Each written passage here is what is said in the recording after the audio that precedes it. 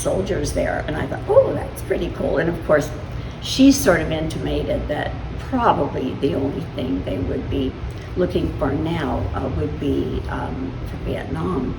And she said she just read that they had changed the requirements from being 23 with a college grad to be 20. You could be 21. So I was ultimately the first 21-year-old hired in country to do that position. After I left, then there were a couple of other gals that did come in. But anyway, I just in those days was very, oh, that's cool, just whatever. And my friends were, what would you don't know anything about anything. And I said, well, and my daddy, or we always called our dad Daddy, and Daddy said, well, the military was really good to me. Ultimately, I ended up at Travis Air Force Base, and I was one of two, well, we were even called girls in those days, but as a 21-year-old, they put me next to way up in the front of the plane, and all the rest of the plane was just filled with soldiers, and one other lady, and they seated me by her, and she goes, what are you doing here? And what's that uniform you have on? And I said, well, I'm going to be working for Army Special Services. And she's, what would you be going to war or something like this? How old are you? And I said, well, I'm 21. And I told her about just graduating from college and everything. I said, and then I was so funny, I said, well, how old are you? She goes, I'm 44, and I work for the embassy, and blah, blah, blah. And she said, I can't believe your parents would let you come and do this. It's like, then she started making me like really nervous and everything, but ultimately it was okay. But yeah, I landed in Saigon, and it was just, horrid heat and smell. But I was just really anxious to see what was happening. And this little tiny lovely lady in the uniform that looked exactly like mine, because the lady that interviewed me was in the winter uniform, and she had the long sleeves and a blouse. And so I had never seen my uniform before, other than taking it out of the thing, and then I had to have it altered. And they had these things where you had to have the girls, they couldn't have their skirt length longer than just halfway down their knee. And it's like, oh, I look like an old lady. But then I realized I've got a real long upper leg and a shorter. And then these other girls had a short upper leg and longer lower leg, and it's like, well, they look pretty good in their uniforms. But anyway, whatever. We had 3 days of getting to know everything about the military, and oh my gosh, PSP, and all this crazy stuff that I know now by heart. But in those days, it was just like, oh my God, no. But anyway, they said after 3 days here, and there was another gal that came in from New York that we kind of went through the whole process together. And then after about 3 days, they gave us our assignments, and I ended up being sent way down in the Mekong Delta to Sok Trang.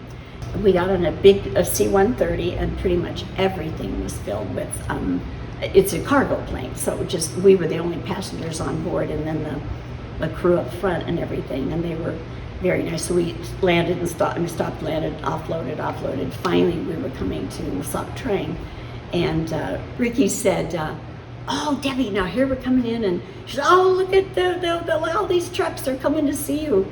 And so I said, oh, that's so nice, they're coming to see the new girl. And anyway, we landed, well, they started offloading and stuff, and I found out my being impressed with the fact that guys couldn't wait to meet me.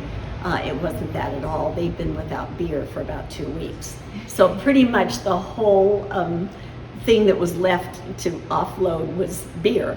And so that was oh, okay. But it's like, hey, how you doing? Oh, and they wanted to get the beer for their particular, their little NCO group or club or something. So anyway, but I stayed there, and I learned as much as I could. And then my boss, Louise, said, well, she wanted to get me trained because she wanted to go on R&R. And I would have been the only girl at that point on the compound, because Louise and I were the only 2 girls on there. So we had about 1,100 men. So I went from a compound with 1,100 to about 12,000. And then they had 2 other, Dao Tiang and came in, I think, for the rest of that group. But anyway, we had programs for the GIs, and the thing that was really important is we had to learn what type of military personnel we did have, because in my second tour we started having it was actually the middle of my first tour. McNamara, Secretary of Defense McNamara, started recruiting 100,000. I thought it was totally for the war, 100,000 a year of soldiers that were substandard for military service. Their mental capacity was not such. I mean, a lot of them couldn't read, and a lot. I was telling Doug, they'd come into our rec center, especially our large one that we had at Cu-Chi, and they want to check out a pool cue or an instrument or something to play or whatever in the rec center, and I'd say, oh, the people that were serving them said, oh, write down your name and unit and whatever. And I remember when I just happened to be behind the counter, the kid said, a whole name? And then I looked and he had on his fatigues, it was like this Kukowski something, a big long name. And I said, oh, just your first name's okay. And then he very carefully wrote T-O-M. I said, oh, that's fine, I mean, no one's going to take a pool cue out in the field. So anyway, it was just one of those things that we just, as people that were all college educated, so amazing to see that we had these young Americans that were just picked up and they couldn't find Vietnam on a map.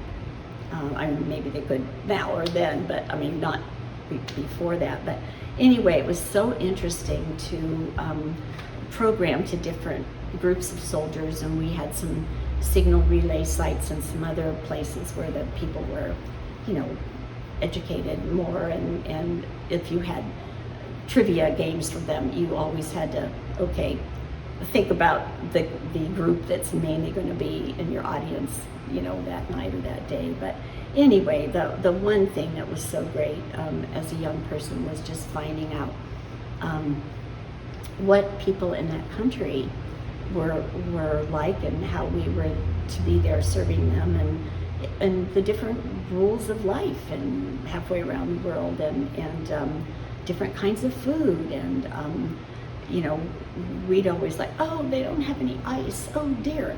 Well, my mama's son, one of our mama's sons, and there's no washer and dryers, and everybody that, even with their uniforms or anything, you had to have people hand washing them and taking care of them for you. And so it was a whole different life for people that weren't used to that. And then when you'd see what they'd eat and think that they were just fine, that was another whole situation. I'm just telling somebody yesterday or the day before about our mama sons that used to take care when I was with the 25th Division, where they put us with the Red Cross girls, or we all were called donut dollies, but it was really the American Red Cross girls in the lighter blue uniforms that were the original donut dollies that way back in World War II, I guess they served donuts or something. But anyway, the mama sons were taking a break, and I just happened to be in the hallway, and they were just sitting there,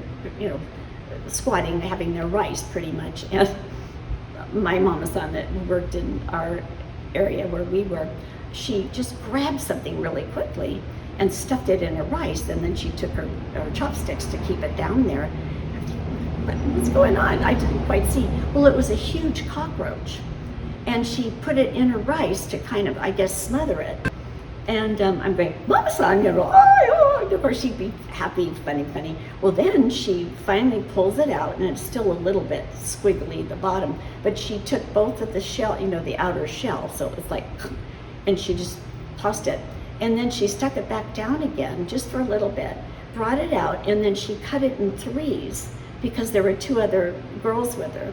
And she gave them a third of a cockroach. She had one in her rice, and they had each a third in theirs, and that's pretty cool. Anyway, those are the kinds of things as a young person, just crazy.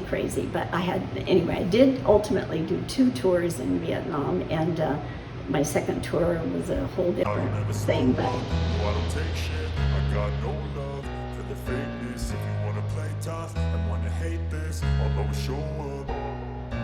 I don't ever slow up, no I don't take shit. I got no love for the fakeness. If you wanna play tough and wanna hate this, I'll always show up and make a statement. I don't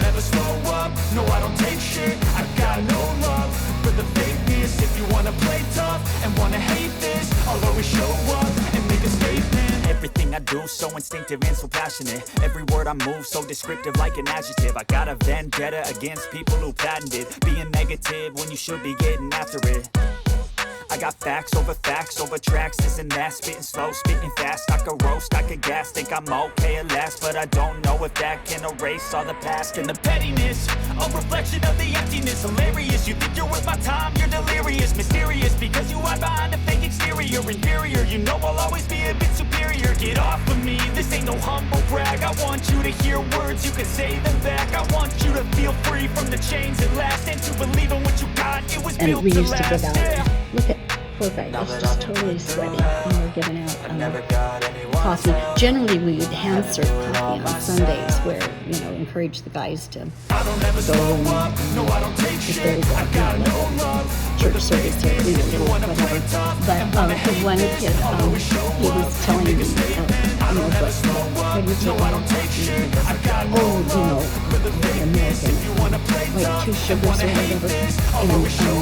But I said, oh, where are you from? And he goes, well, he was strong. He said, I'm from LA, Miami. And I said, you don't sound like you're from LA, I'm from California. And I said California, and you don't sound like you're from LA. He goes, yes, ma'am, I am. I'm from lovely Alabama. So it was so funny. In the 69 we used to call it 69 because my meds, no, I'm not giving up, no, I'm not giving in. I will make it to the top, taking off in the wind, I gotta make it. I'm saving every day to taste it, I'm patient, but my mind, but there were so many wonderful guys that I just, so many had really very sad tales where they were so, this one kid that was really hard.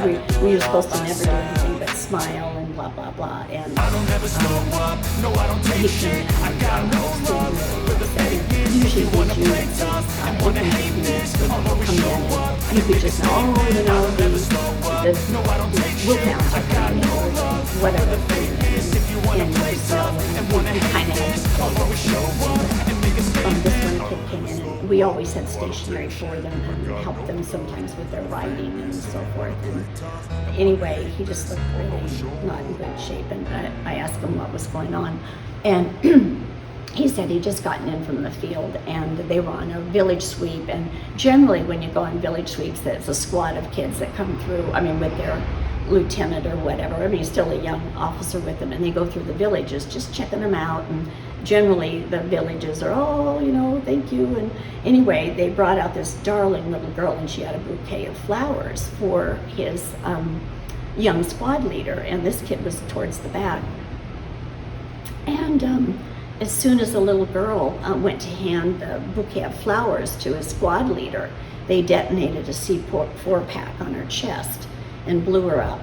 And she, of course, the shrapnel and everything else, you know, nicked a lot of the kids. And I think they lost 2 other for sure in that little squad. And he was upset because, first of all, he was in the back. And, you know, I mean, it's like when your buddies get it or something. And he just admired his squad leader so much, and he was gone. And he just at that point wanted to basically take out every Vietnamese he saw, because he couldn't believe that anybody could do that to a little girl, and she wouldn't have had any idea, you know, just a C4 pack, and just, it's like a plastic explosive, and somebody's nearby, I guess, and they just popped the thing. But anyway, and then we had kids that were, they'd come in, and our little puppy that was in the service club that ran around, I thought it was a boy for the longest time until he had puppies.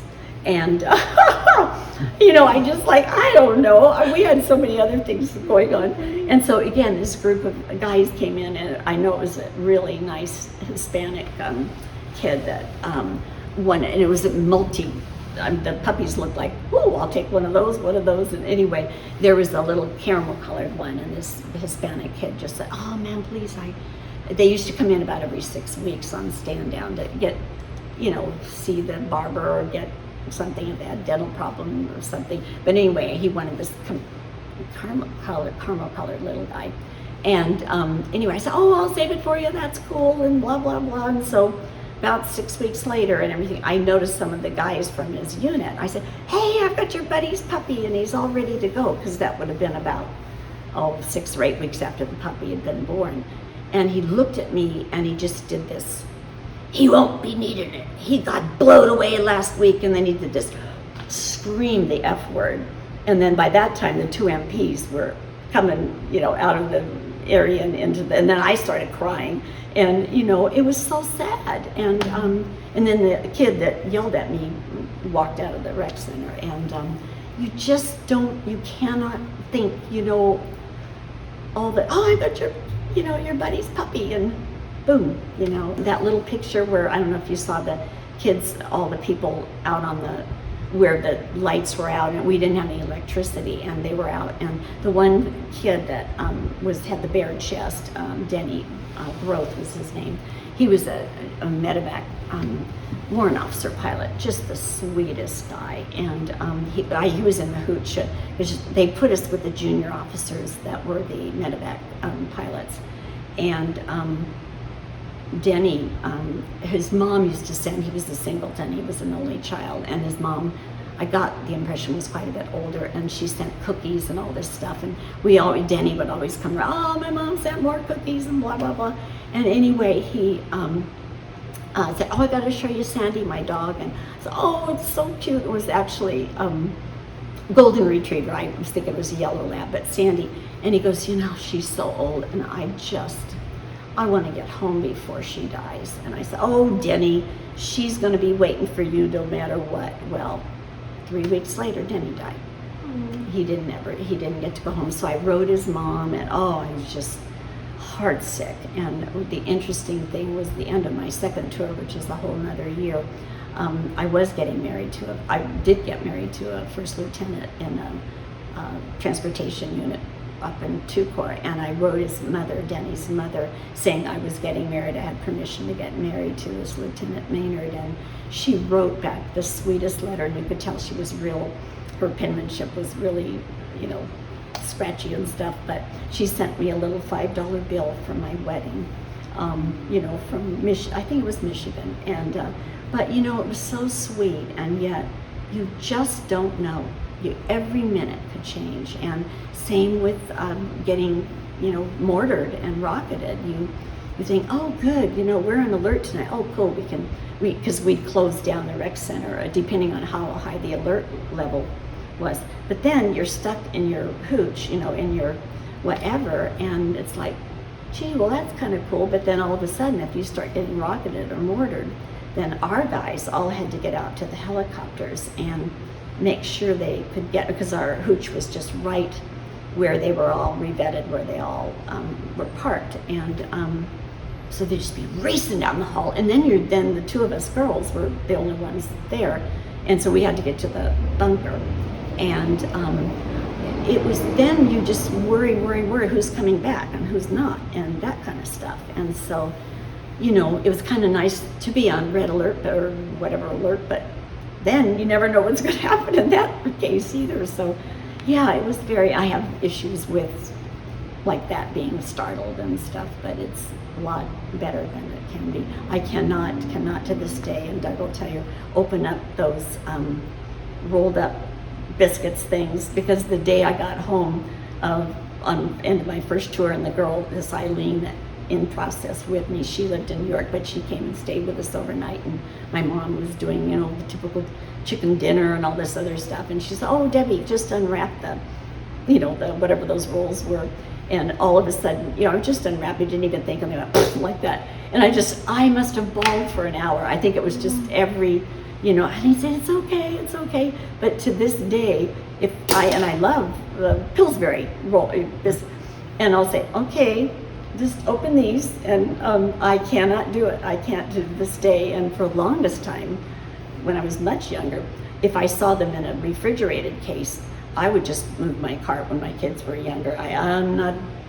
it is bad, but whatever. I would not at all take back. I am so grateful that I had a chance to know these wonderful guys that were doing all sorts of things to try to help this nation that really needed it. And I just learned a lot about the military.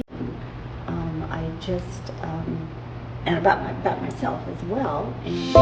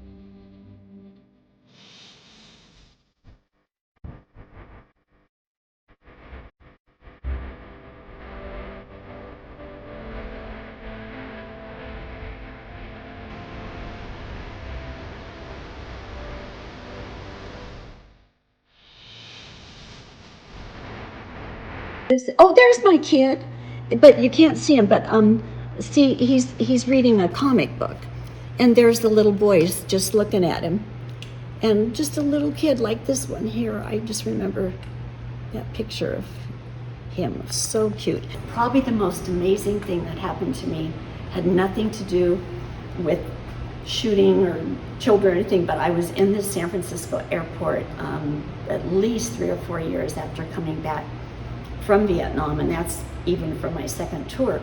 And my hair was longer because we had to keep our hair, so it didn't touch our collars. Very similar to what the gals that were, in uniform.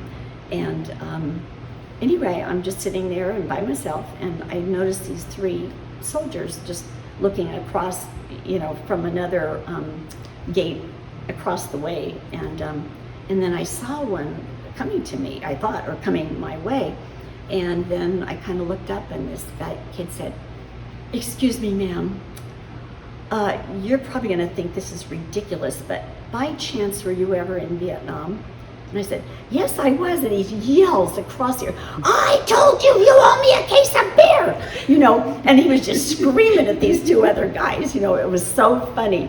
And then I said, "Oh my gosh." And then he told me he was at Hotel 3, which is the heliport in the Long Bin or the Saigon area. And it's where all the helicopters would come in. And that was just the name of that Hotel 3.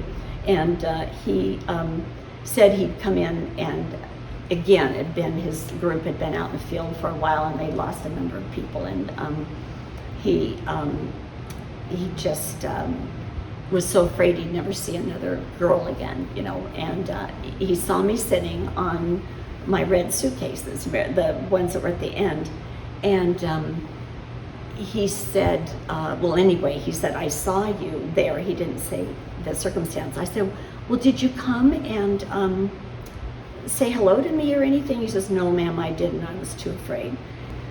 But he says, "I just saw you, and I just knew I would never forget you." And I said, "But you never even came to say hello." "No, ma'am, I didn't. I just couldn't." And I said, "Well,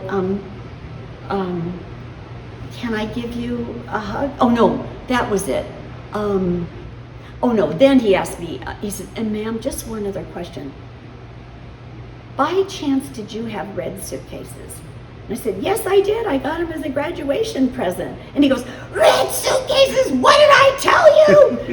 And he's screaming at the 2 guys, and they're going, like that. Well, then at that point, the people in, how we're all seated, in the thing, and they were like, "Whoa, that was so cool." And so anyway, and I said, "Well, can I give you a hug now?" And he goes, "Oh, yes, ma'am, you sure can," So I stood up, and he, hugged me and everything. But, because that, he wouldn't have, I probably would have if I was, I don't know, it's so stuff. I think the more you get to realize that, I probably would have hugged him if he wanted to, but at least, I could have said hello to him, and he was just too afraid to even do that. But to remember me all that time ago, totally nothing on that would have given me anything away, and my hair was longer, so I can't even imagine that he did that. So in a way, if nothing else, it says we did have some impact of some of these people that were there, and as a matter of fact, we had 69 women, American gals, and we were called girls in those days, that died in country. 8 were military, because most were, I think all but one were nurses, and of course they should have been in a very strong enclave of protection and everything, and so it was mainly people like us we would fly out to a fire support base and meet the kids the guys that were out there, and have fun, talking with them or doing games. And the donut dollies we'd go out with them sometimes in the bigger areas, and and we bring mail. Oh, that's the other thing. I went to Nui Ba Din, which was Tainted Mountain, and that was amazing. And I took apparently he was a actor his name was Henry Wilcoxon, but he was a Shakespearean actor, old man, I think older than my father was at the time, but we flew out and we took mail with us. And these are all guys that are all camped up on the top of this mountain called Nui Ba Din, and it was called the Virgin Mountain something. And there was some sort of some woman supposedly was buried that was actually, we're talking biblical times or something, that was up there. And so this one particular part of the mountain was sacred kind of a thing. And so anyway, we had our, I think the US was kind of at the top, you know, in terms of watching everything, but then the VC were down kind of in the middle, and they kind of creep up around and try to do things and, you know, knock out our people. And or if it's when you flew in by helicopter, you had to fly, you know, way out around and then go way up high and then sit down, because if you went around the mountain as you're going up, you know, then it's very likely you could receive fire, you know, that way. So anyway, I got to see a lot of different people and their different things that they had to do for their duty and all that, and it was just fascinating, and I don't regret it. I do have bad times at times, but you know, I just, and then to meet my wonderful Major Moore after all those years of knowing him, my friend that was with me said, well, let's go, let's see if it is, you know. We were going to go visit some people in Annapolis, but we ended up delaying that a bit. But anyway, and then I thought, well, he's going to be talking about the nurses, and I thought, maybe that could be Major Moore, because of course he's delivering all these patients to the hospital and all this, or to different hospitals and stuff. So we started, and then he started walking up, and my friend said, was that him? I said, I don't know, he's a lot taller than I remember. And what was so funny is most of the time I'm sitting in the back of the helicopter and he's flying. So, you know, I mean, I did see him, you know, on and off, but I just, whatever. And the funny thing is, sure, as soon as he started speaking, I went, that's my Major Moore! Because he had the accent, you know, he had the Arkansas. Of course, he claims he doesn't, but he'll say some of the words that are just typical that would be Southern. But anyway, it was just amazing. So then I waited, and it turned out he was on his way to be speaking somewhere else that day, but I just tapped him on the shoulder, and we never gave our last names. I was Debbie from California, always. Hi, I'm Debbie from California, where are you? You know? And so anyway, I tapped him on the shoulder and I said, hi, Major Moore, I'm Debbie from California, do you remember me?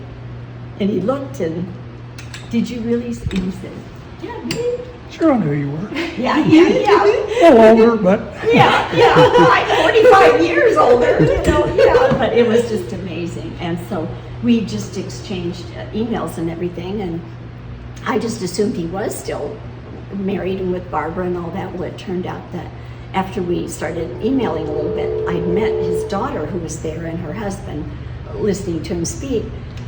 But, and then just as I was leaving, I heard another nurse say, Doug, so sorry about Barbara. And then I asked him on the phone, was your wife, was she ill or something like that? And he goes, no, I lost her a couple of years ago to Alzheimer's, 15 years of Alzheimer's. Oh. So they're never, and I've been single about 12 years. And my wonderful first lieutenant Harvard graduate who got drafted 3 days out of graduation from Harvard. And we had a nice 20-year marriage and 2 wonderful kids. But he decided he didn't want a divorce. He just wanted my good friend and neighbor as well. So that's what he got. But if he hadn't gotten Linda, I wouldn't have, so things do happen for various reasons. He used to fly me, and he would say, and that was the other thing, as a Medevac pilot, and tell me again, how many rescues did you have in all those years? 2,750 in Vietnam and 8,000 in Japan. 8,000 in Japan and 2,750 in Vietnam of rescue, dead and wounded. And the Japan thing was because you were taking them from Vietnam to, they were the really serious ones, and getting them to bigger hospitals that for really serious kinds of injuries and stuff like that. But anyway, he flew me from my first assignment to where his unit was. I know at one point he was flying me back from, I don't even know what it was, but he said, and he motioned for me to put on my headphones so I could hear, and he said, Deb, I'm sorry, I've got to take a mission. I'm like, and anyway, it turns out it was a bus, a little kind of a mini bus that had, I don't know but it crashed and everything, and he picked up, I don't know how many he did, but three, sorry. Anyway, so I just sat on the floor because we had litters, in the back of the helicopter, and so normally I just sit on a litter and with other people that happen to be going, from one thing to another, but they loaded this beautiful girl with her alizai on, the Vietnamese dress. And so I sat on the floor and I was comforting her, and she kept on wanting to get up to the litter that was up next to her. And then I realized that it was probably her boyfriend or her husband or something. And she was like, oh, and she was probably my age or thereabouts. And she kept on trying to get up there. And then his medic was taking care of somebody else or whatever, and I said, Major Moore, how come nobody's helping this girl's, I don't know if it's her boyfriend or something, and why aren't they taking care of him? And he goes, Debbie, he's dead.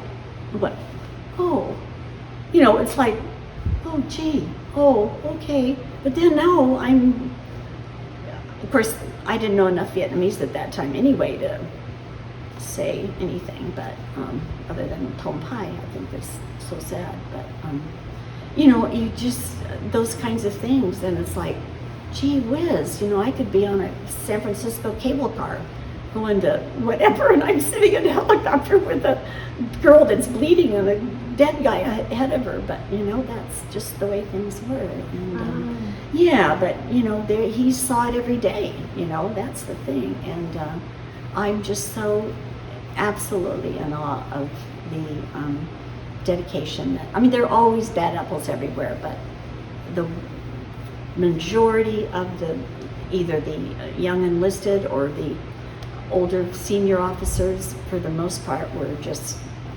terrific. They were really doing their job, and they cared about the local people that they were trying to support for the most part, and you just did what you had to do.